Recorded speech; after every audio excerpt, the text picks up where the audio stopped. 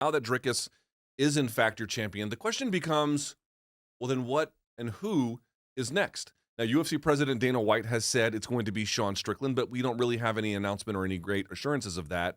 There is some talk, obviously, this upcoming bout and rematch, or a rebooked fight anyway, between Robert Whittaker and Khamzat Chimaev. There is also the Alex Pereira equation. Poatan tweeting that he would, or at least putting on social media, that he'd be willing to go. Do we have that graphic? That he'd be willing to go down to 185 again. I love this dude.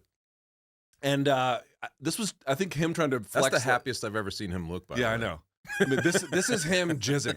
Look at that. Look at that. Look at his orgasm face. Just absolute DMV photo time. Okay, we can get to the 205 part here a little bit first. Assuming it is a 185 title fight, Chuck, what makes the most sense for him and 185? I would have a hard time saying that Whittaker shouldn't have, but it's weird, right? Because you have to. This is one of those conditional things. He has a fight coming up in Abu Dhabi. We think. I feel like this is a hypothetical fight until you actually see Chimaev and Whittaker actually fight. But I would have a hard time telling Whittaker, who has only lost to Izzy and Du Plessis, right, over the course of 10 years. That's the only guys he's lost to, and he's fought everybody else and he's beat him. I'd have a hard time saying to him, you don't get it if he beats Chimaev. The only problem is I don't know if the UFC will want. I don't know their schedule. It sometimes feels like they want guys to be more active. They might want Du Plessis to be like in there beforehand. Maybe they don't want to wait that timetable out. In that case, they've already kind of promised Strickland.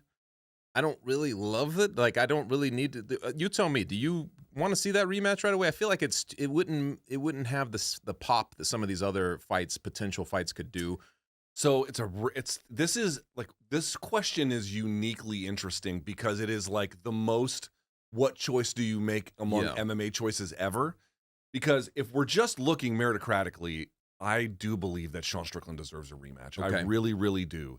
However, that fight is going to be not great in all likelihood. In all likelihood, it'll be boring. And I feel like that factors in so much to their decision. But and also, if Khamzat Chimaev wins, and let's say blows, I mean, I don't think he will, but let's say he blows the doors off Robert Whittaker, dude. Well, fresh matchup, somebody that the UFC has been like waiting to kind of like turn. Sure. Or let's say Robert Whittaker goes in there and does to Khamzat what he did to Ikram Aliskerov. You're like, dude, this is an easy call. Yeah. So I don't know. What matters to you more? The entertainment kind of freshness value, or hey, this guy is clearly the most deserving? Yeah. And I mean, and honestly, like Chimaev winning, would that make him the most deserving? I guess because he's going through Whittaker. It would not make him the most deserving. Right. It would make him the most attractive. At least you would have the argument, right? Like, but I do think that Whittaker would have, if he beats Chimaev, I mean, like, he'd be hard to deny. That's the one thing I'd say. Like, he would deserve it above everybody else. I do think like Strickland probably has the inside track on it. It would make no sense right now for Du Plessis to fight Alex Pereira, who also has a fight coming up anyway. But it would make very little sense for them to fight. Like, you have guys, like you're the new champion. You don't need a guy to come back from another division to fight you right now, or you don't need to jump up in a division. Plant that for later, though, because that is kind of a fun idea. It's a fight that we haven't really contemplated until just all of a sudden Saturday night. So I feel like it's a fun place to be. I think that so many of us, I don't know how you were thinking of it. I was almost contemplating almost exclusively the Izzy side of the coin going into this fight. You're like, well, what happens? Does Izzy fight this, or does he do this? And all of a sudden it's Du Plessis. And it kind of opens things up. Whittaker, especially, though, I think is like he's kind of like that Max Holloway situation where it's like now he has a clearing. He has a clearing back to a title fight, right? And I feel like that's important for a guy who is still there. Like, he's still that good, but he was never going. I didn't feel like he was ever going to get it again with Izzy. It would have to be, it was going to have to be extraordinary circumstances for him to actually fight Izzy again. So he's got that path at least back to it. I'll say this too, even if Whittaker wins, I mean, it goes back to this question of like, what is the UFC value? They typically don't value people sitting out and waiting. Yeah. Sometimes that's not true. Sometimes, like, for example, Dana White has already said we're going to give it to Strickland, but they always favor the person who elects to stand up and then take the thing and then do them a solid. They always kind of tend to favor that. Except for Tom Aspinall in the John Jones situation, but yes. Which is the most, what the fuck are they doing situation I've ever fucking seen. It makes no sense, man. It is. I mean, I don't know what compromat that John Jones has on Dana White for this to be the case. But the point I'm trying to make here is, one thing to really consider is, like, we didn't think about DDP versus Poatan. I want to talk about in just a second. something else that I felt like after Saturday was, hey, listen, if Whittaker goes in there and blows the doors off Khamzat, maybe he should be the guy.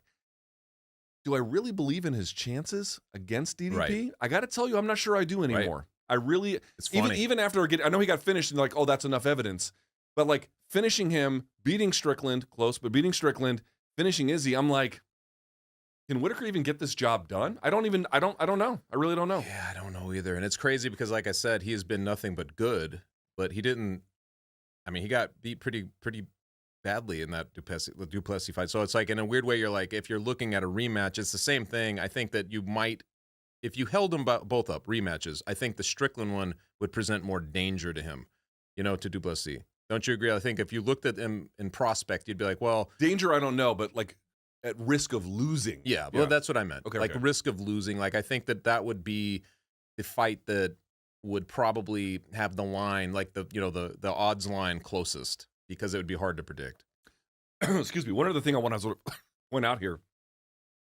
This was a little bit true of Izzy, not quite, but a little bit true. It was a lot true, but it's even more true about Dricus. When Izzy was coming up and he was beating the Rob Wilkinsons and then Brad Tavares's of the world, there were lots of people being like, this guy's a fucking bum. He's going to lose. He's going to get exposed. And then he just kept winning all the way to a title.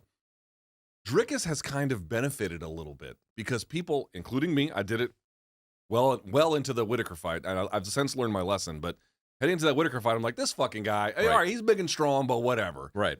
And so I don't think people have taken him seriously. But now that people are kind of forced to contend with that he is this guy, I think there's going to be a lot more examination about the details of his game and a lot more examination about the mechanics of why, and the realities about why he wins. And that's going to put a target on his back in a way where now you're going to really see him audited, maybe not by the best competition. There's a debate about that, but I just want to point that out. Like, he has benefited from the fact, like, that goofball, I know, he ain't going to do shit. And then now he's here and you're like, well, maybe he's not a fucking goofball anymore, And I mean, you know how, revisionist MMA audiences, like if he were to lose the next one, whoever he fights, he just loses, maybe he gets knocked out, I think people would actually go back to that a little bit. They would 100% go back, especially if he came in kind of charging the thing we're talking about and boom, he gets hit and just collapses. I mean, people would be like, well, he's reckless, he got by with it for a while, Yeah, that's going to happen if he gets knocked out. I actually love the idea of him fighting Poatan. I actually think it's a very compelling at fight. 205 or let's talk about that.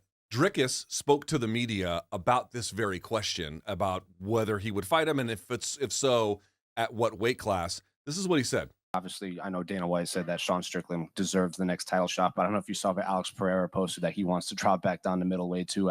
He was sitting in front of like you getting the belt tonight. Look at that face. What do you want next for your career? Yeah, what I want next is whatever they give me. I have to be honest. I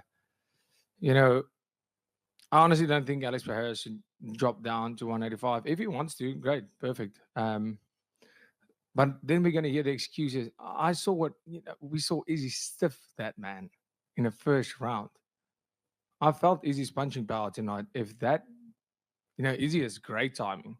He's fast, he's long, and he has great combinations. But I felt the power. If Izzy stiffens you like that, you do not want to be in there with me, especially not when you're going to come in there with the excuses, no, I cut too much weight. That's going to happen. Everybody's going to say that. So stay at 205, fight your fight against the number 7 ranked guy.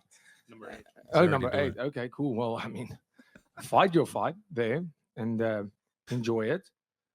If Strickland's the next fight, the people want to see that fight. That's the fight that people want to see. And that's the fight right now that people think is the next best guy.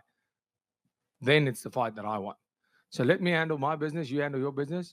You don't have to cut the weight so you have some sort of excuse. I'll come up after the Strickland fight. I'll come up to 205 and we'll sort it out there. Got to tell you. So much to love. Got to tell you. I love the idea of Dricus at 205, and I'm not making any predictions right now to have to think about if they ever made it, about who would win. Do I think that Dricus can beat Poatan at 205? I absolutely do think he could. I absolutely think he could. Guys, look at how physical he is. You're going to give him you're going to bump him up 20 pounds. And I'm sorry, but Poatan's wrestling is extremely untested. True. This guy, I think yeah, the UFC prefers it that way. Actually. yeah, I think that they do. We'll have a conversation about that later. But I'm just pointing out, like this idea, like, yeah, on the feet, might he get thumped? Yeah, he might get thumped. Yeah. But the well-roundedness, the physicality Exactly. of it is so fucking dumb to keep dismissing this guy. Dude, but the greatest thing too is like we were talking about like him kind of psychologically steering things. He just did it. Like you're just watching him do it in real time. If you're gonna get under somebody's skin and really plant the seeds for something, that's the way to do it, right? Like he was doing it. That's pretty masterful off the cuff. Go fight right your there. number 7. Sorry, we were hearing it's actually number 8. All right, I love it. Even Man. better. I love it. This guy is amazing. It's like, yeah, it's very subtly like just jabbing. Even when he's, it's just he's always doing that. By the